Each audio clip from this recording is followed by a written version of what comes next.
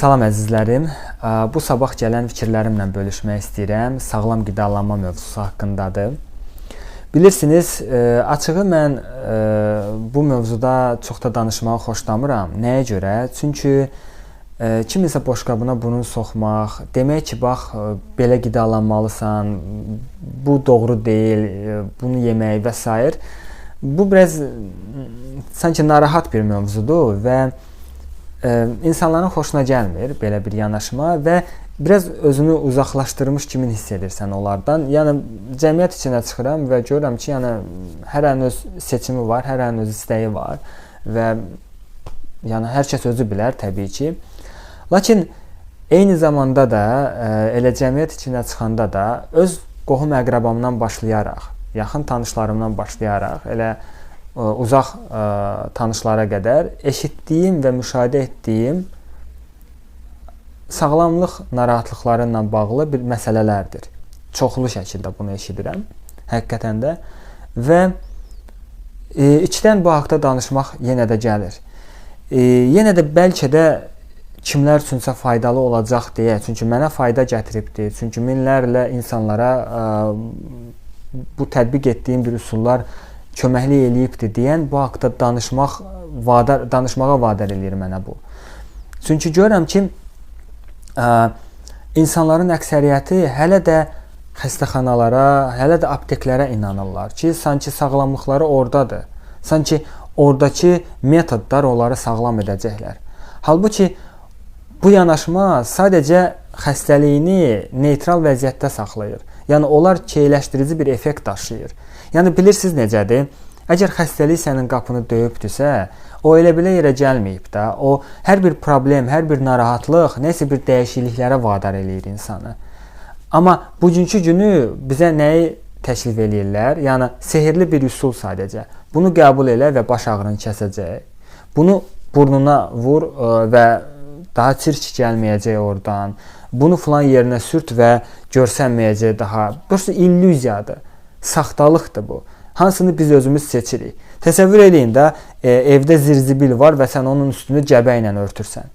Bu ki, sənin daxilində qalır yenə də və yığılır, toplanır, daha ağır bir nəticələrə çıxardır. Başa düşürsünüz? Və mən bu illər ərzində öyrəndiklərim, başa düşdüyüm nədir? Əgər qısa olaraq onu söyləsəm, ilk olaraq insan özünü sevməlidir.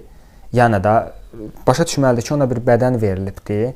O bədən onun nəzarəti altındadır və o bədən bir baxım tələb eləyir.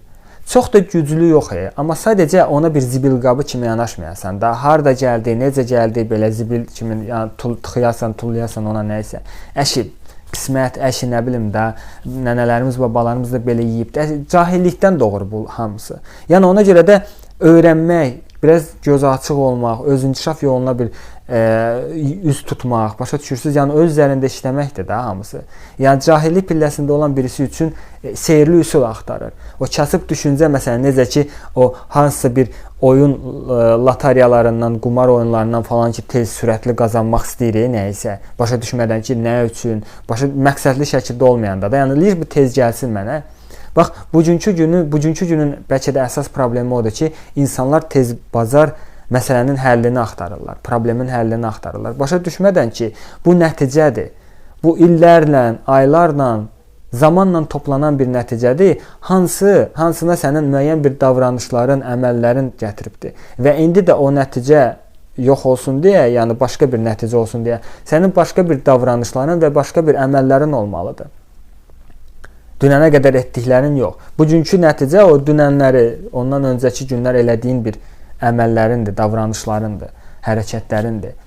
Və başqa bir nəticə istəyirsənsə, yəni başqa bir toxumlar əkilməlidir da və başqa bir əmək ora edilməlidir. Yəni bu yaxınlarda məsələn də bir qohumumun barmağı şişmişdi, məsələn də bir qohumumun isə məsələn də gözü şişmişdi, məsələn də və kimisi deyərdi ki, daha soyuqlamadandır, kimisi məsələn həkim dedi ki, allergiya var və bu baş verməsin deyə sən mandarin, portağal, alma yemə və yaxud da nə bilim azalt onları deyibdi, nəsə belə kimi bir şey. Halbuki bilsiz, əgər həqiqətən o elə savadlı, bilikli mütəxəssis olsa, başa düşər ki, onlar sadəcə üzə çıxardırlar nəyisə. Başa düşürsüz? Portağal şişirtmədi sənin barmağını. Deyirlər allergiya verir. Ümumiyyətlə bilikli adam bilməlidir ki, allergiya allergen deməkdir. Yad gen. Yad zülallı maddə. Başa düşürsüz? Hansından orqanizm dolubdu, o yüksək molekullu, yad zülallı bir molekullardan. Orqanizmin gücü çatmır onu bölməyə, eləməyə. Onlar bax, antigen antireaksiya yaradırlar bədəndə. Meyvələr, tərəvəzlər, onlar təmizləyici effekti var deyə, onlar təmizləyirlər, üzə çıxardırlar. Yad bir molekulları, yad lazımsız bir şeyləri. Başa düşürsüz? Əgər bədənin təmizləmə funksiyası da güclü işləməyəndə, yəni çatdırmayanda o müxtəlif bir yerlərdən onu çıxarda bilər və günahkar meyvələr olur. Bilirsiniz, bu sanki kladovkaya girəsən, işığı yandırasan və oradakı dağınlığı görəsən. Daha sonra işığı keçirdəsən ki, yox, görmək istəmirəm. İşıq günahkardır. Başa düşürsünüz? Bir çox mütəxəssislər deyirlər ki, işıq günahkardır. Halbuki işığı yandırırsan və başa düşürsən ki, orada səliqə səhman yaratmaq lazımdır. Yəni bu sənin məsuliyyətinin altındadır. Təmizləmək lazımdır oranı. Bir çox lazımsız şeyləri tullamaq lazımdır. Bu hardasa biraz zəhmət tələb eləyəcək. Bu hardasa biraz vaxtını alacaq sənin, amma bu elə öz üzərində işləməkdir də. Bədən də elədir. Nə vaxt ki onu zibilxanaya çevirirsən, bir gün barmağın şişəcək, bir gün gözün şişəcək, bir gün qulağın, bir gün başqa. Bu siz o təsadüfi bir şeylər baş verəcək sanki. Çünki insanlar xaotik bir yanaşırlar ona və bu xaosda təbii ki bir gün bura, bir gün belə, bir gün belə bir səbəb yoxdur.